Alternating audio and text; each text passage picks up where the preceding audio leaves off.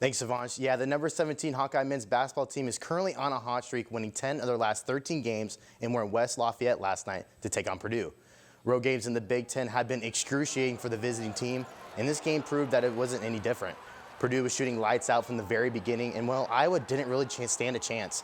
Purdue won this one 104-68. Despite the loss, Luka Garza managed to score 26 points on 17 shots. The Hawkeyes are going to have to bounce back against Nebraska on Saturday in front of a sold-out crowd. Now, earlier this week, the Big Ten started talking about a rule change that would make transferring a whole lot different for student athletes. With more on the rule, we had DITV sports director Kate Overton live in the newsroom. So, Kate, what exactly is this rule going to implement?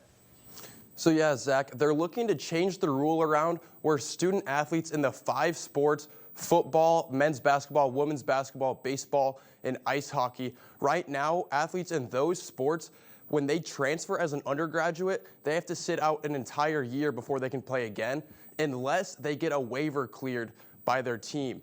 And right now, those waivers are kind of just being tossed around like everyone can get them. Over 50% of athletes are being able to sign this waiver when there should be harsher limits and stricter limits on who can get this waiver. So right now, a lot of these Big Ten coaches and athletic directors want to just make it fair for all of the student athletes in any sport.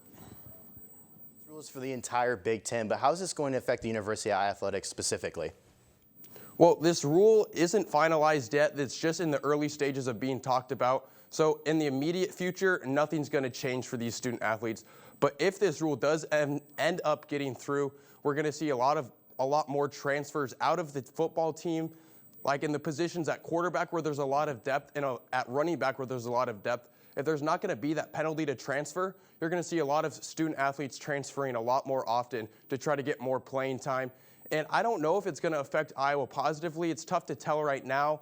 A lot of players might want to transfer to teams like Michigan, Ohio State, Penn State, just the bigger name schools. But we really don't know until the rule gets going. Yeah, that's right, Kate. It's not final yet, but when this rule changes gets finalized, it's going to have major impacts on not only the Big Ten, but the NCAA altogether. There have been a lot of talk about Iowa wrestling after this big weekend, but there's only one Hawkeye who was named USA Wrestler of the Week. Last Friday, Michael Kemmerer had a huge upset over number 1 ranked Mark Hall.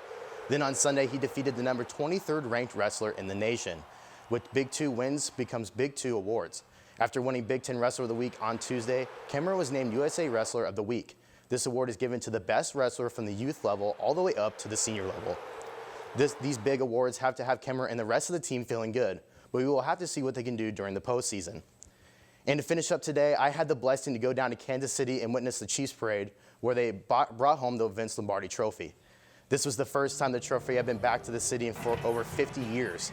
The historic franchise has been a contender for the trophy the last couple of years. But head coach Andy Reid finally got his Super Bowl trophy after 20 years of being an NFL head coach. The whole city was electric, but they're hoping that this isn't just the beginning. Witnessing the parade in the video before, it just makes a person realize how much a championship can bring a city together. That is it for me today, but come back tomorrow to get an update on the dominant women's basketball team. Shivansh, back to you.